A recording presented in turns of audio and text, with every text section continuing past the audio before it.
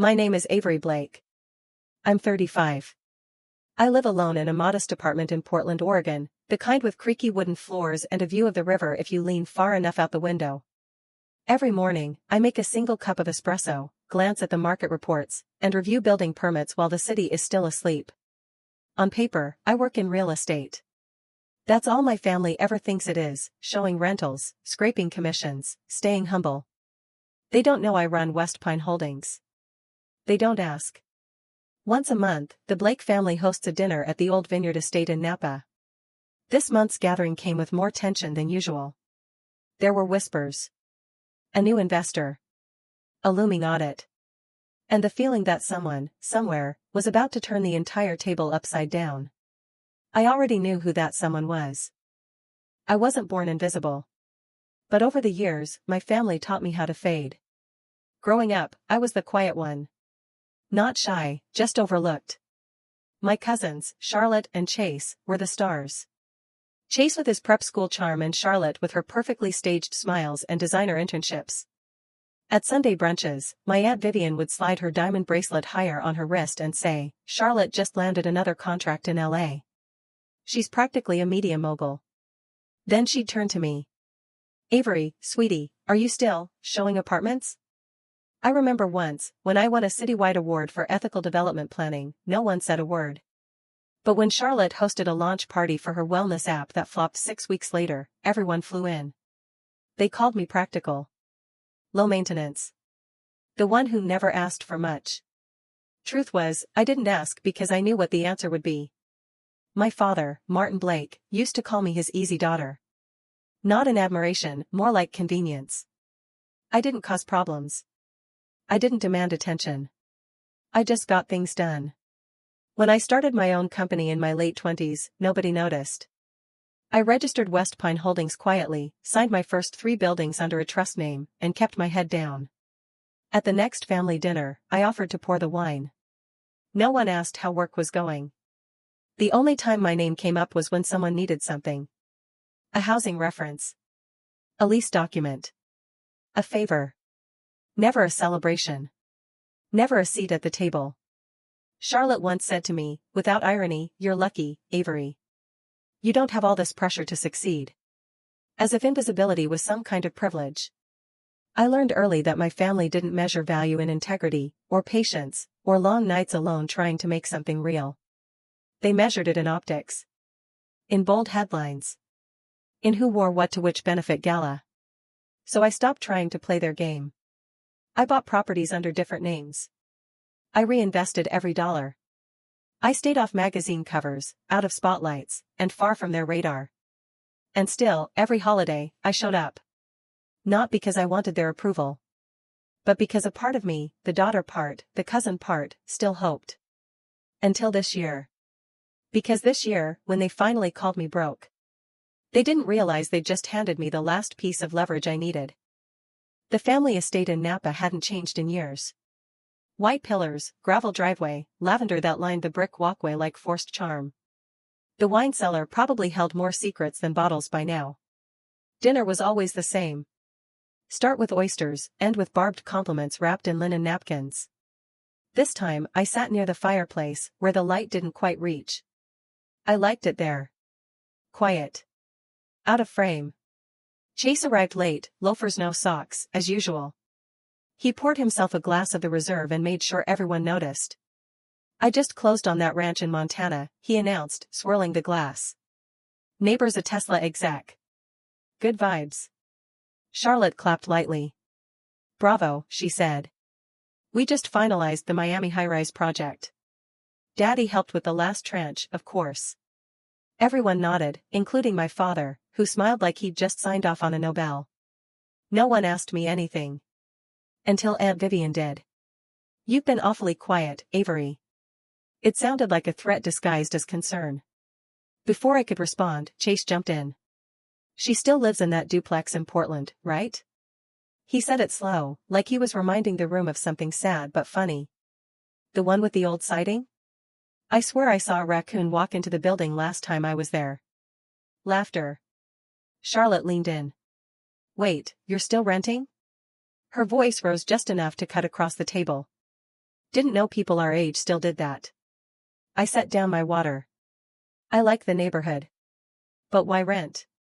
Vivian asked, eyebrows lifting like she was offering me revelation. You're 35, sweetheart. It's time to grow up. Buy something real. Buy something real. It landed like a stone in my stomach. None of them had any idea. They thought that duplex was someone else's investment. That I still handed over rent checks every month like a broke grad student. What they didn't know was that I owned the building. Not just that building. 10 others. Then 30. Then 100. They thought I was broke. I was running West Pine Holdings. But I said nothing. Not yet. Some people value stability over flash, I replied calmly. Chase scoffed. You can't afford a mortgage. That's not stability. That's stagnation. My father didn't correct him. Didn't say a word. Charlotte smiled like she pitied me. Well, if the neighborhood gets bought up, you'll have to move anyway. Shame. I heard some firm is taking over the whole block. I almost laughed. That firm was mine. That plan? My design. Those tenants? My priority. I hadn't heard, I said softly. Vivian cut in, if you get priced out, dear, you can always come back and live in the guest house. We'll find you something more respectable. Charlotte nodded, sipping her wine. Or someone more respectable. That was the moment. Not the words. The silence afterward. How no one pushed back. Not even my father. Especially not him. They all thought I was less than. And they were proud of it. I didn't flinch. I didn't cry. I just looked around the table and made a decision. I would never be small at that table again. And soon, they'd find out what a broke girl could really buy. After that dinner, I didn't go home angry. I went home awake. Something shifted in me as I drove back through the winding Napa hills. Not rage. Not even sadness. Just clarity. I used to think if I worked hard enough, stayed kind enough, they'd see me. They didn't. And now, I didn't need them to. The next morning, I removed my name from the family trust mailing list. I blocked the Blake family group chat. I stopped forwarding real estate leads to Charlotte's firm. I paused the automatic donation tied to my father's charitable fund. No announcement. No tantrum. Just a quiet, surgical severing. I didn't need their gratitude. But I wouldn't keep offering value to people who couldn't say my name without smirking. For the next few months, I focused. West Pine Holdings accelerated. We finalized 3 multi-use property deals. Broke ground on a long-awaited green housing project near Seattle. And, most notably, we acquired the Blake family vineyard estate. Through a series of private equity maneuvers, of course. Quiet, strategic, and untouchable. They didn't even know. At the same time, I watched the cracks spread inside their fortress. My father's emails started slipping. Spelling errors. Forgotten meetings. A wire transfer sent twice. Chase's Montana ranch deal made headlines, not because it succeeded, but because it folded under zoning violations. Charlotte's agency lost a major luxury client after rumors of unethical billing surfaced. They were unraveling. But still, they sat on their ivory perch, toasting each other with vintage rose, pretending the house wasn't on fire. And I worked in silence. I showed up in consignment clothes, took the long way around, signed every deal behind a curtain. Until one evening, my father called. He never just called. It was always filtered through assistants, forwarded via Vivian, passed along like an errand. But that night, his number blinked on my screen. I didn't answer. Instead, I opened a folder on my desktop. Labeled, Ashcroft Transition Plan. Inside. A 12-month phased restructuring of the estate. Full audit protocol. Vendor terminations. New board appointments. And the final ownership declaration, listing me, Avery Blake, as the sole beneficiary of West Pine's holding shares. They wouldn't learn through me. They'd learn through action. They called me broke? Fine. Let the next email they open show them what I bought with their doubt. Let the next meeting show them who really runs the house they think they own. Because some people speak with money. Some with legacy. but the loudest kind of power? Is the kind you don't have to explain. The next Blake family meeting was held on a Sunday. The estate's grand dining room was dressed in its usual opulence, polished silver, endless wine, centerpiece roses that didn't smell like anything real. But this time, there was something else in the air. Tension. The kind that makes people sit up straighter. Speak softer. Avoid eye contact. Dad was already seated at the head of the table, a manila folder by his hand. He didn't open it. Just rested his fingers on it like it might explode. Chase arrived looking unusually sober. No wine, no swagger, just a tight jaw and glances over his shoulder. Charlotte followed, phone clutched like a weapon, scrolling furiously between deep breaths. Aunt Vivian wore her pearls, of course. But they twitched every time someone mentioned audit. "We'll keep this brief," Dad began. "There's been some developments. About the estate. About Ashcroft Plaza." He paused, as if still hoping someone else would take over. When no one did, he cleared his throat. 6 months ago, a firm called West Pine Holdings acquired a controlling interest in the Ashcroft properties. Chase frowned. "They're not even on public records." Charlotte muttered, "Probably foreign capital. Dubai money, maybe." Vivian chimed in, "Whoever they are, they're ruthless. They've frozen 2 contracts and pulled 3 sweetheart deals. No warning." Dad sighed. "They've ordered a forensic audit. All family accounts tied to the estate. They're not interested in excuses. Just numbers."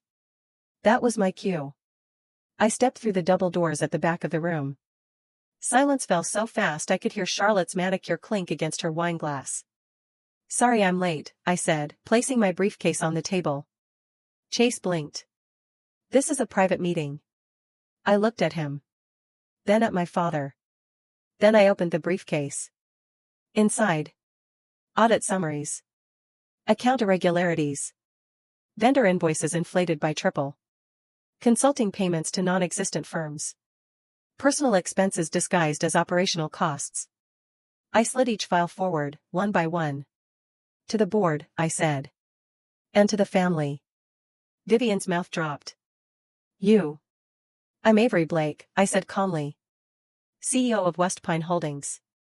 Sole owner of the firm that now controls every square foot of Ashcroft Plaza. No one moved. "You can't be serious," Chase whispered. "You lied to us," Charlotte said. "No," I corrected. "You assumed. I let you." Dad leaned back in his chair. For the first time in years, he looked old. Small. "You could have warned us," he murmured. "Warned you?" I tilted my head. "Before or after you removed me from the trust and reassigned my share to Charlotte?" His eyes closed. "I didn't come here to gloat," I said, standing. "I came to clean house." I gestured to the documents. "These show how you've used our legacy like a personal ATM. That ends now." Vivian stood up, voice shaking. "You're airing our laundry to strangers?" "No," I said. "You aired it." "I'm just folding it." A long pause. Then Charlotte spoke, small and desperate. "Avery, is there any way we can fix this?" I looked at her, really looked. The woman who once called me invisible now couldn't look away. "That depends," I said quietly. "Are you finally ready to work for something real?" The room stayed silent. But their world? It had already turned upside down. I stayed standing as they flipped through the audit files. One by one, their faces shifted, from confusion, to denial, to dread. I didn't need to raise my voice. The numbers did that for me. "Chase," I said, tapping the second folder, "would you like to explain the $2 million invoice for roof repairs on a building that hasn't been touched since 2015? He opened his mouth, then closed it.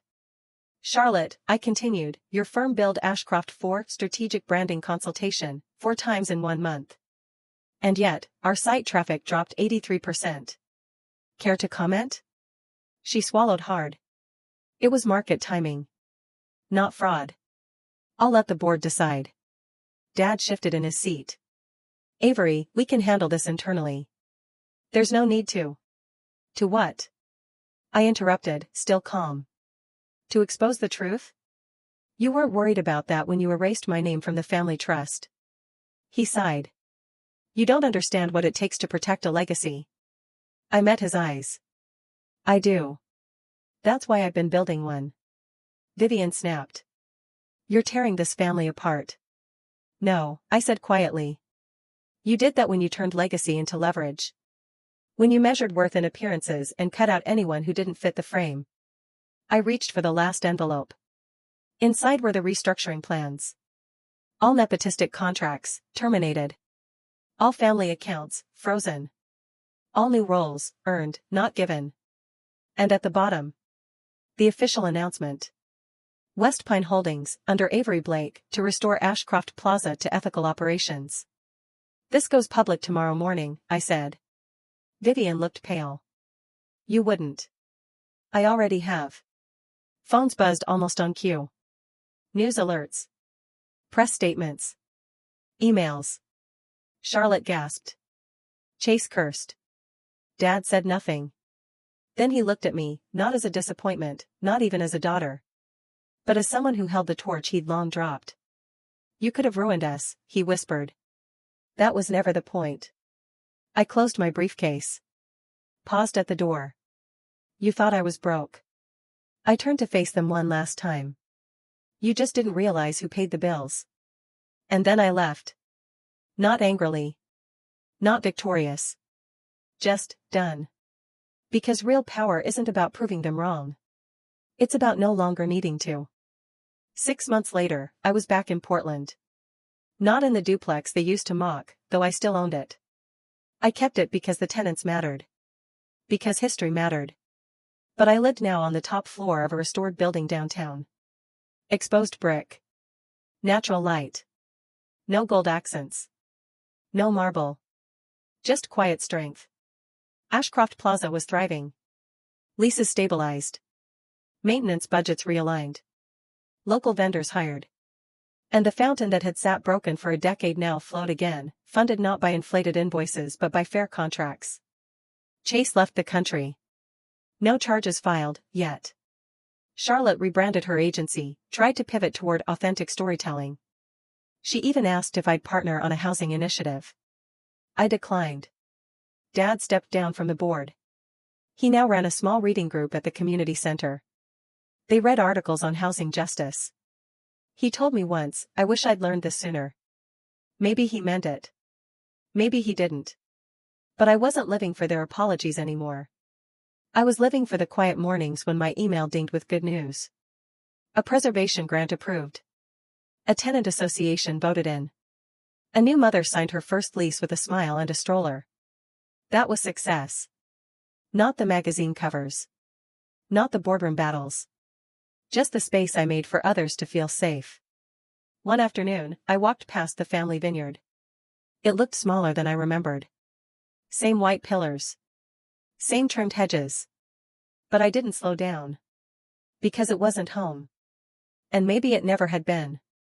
Legacy, I realized, isn't what you inherit. It's what you choose to repair. To protect. To build in silence until it can stand on its own. They used to say I was the invisible one. But now, when people talk about West Pine Holdings, they talk about integrity. They talk about restoration. They talk about me. And they say my name with respect. I never set out to prove them wrong. I just wanted to build something real, quietly, steadily, without applause. And sometimes, the best kind of revenge isn't revenge at all. It's becoming exactly who they said you couldn't be. If you've ever been dismissed, overlooked, or told you'd never matter, tell me what you built while they weren't watching. Drop a comment below. Let's give each other credit for the quiet work. Because legacy isn't about the noise you make. It's about what still stands when the silence arrives. And I've never felt more at peace than I do now.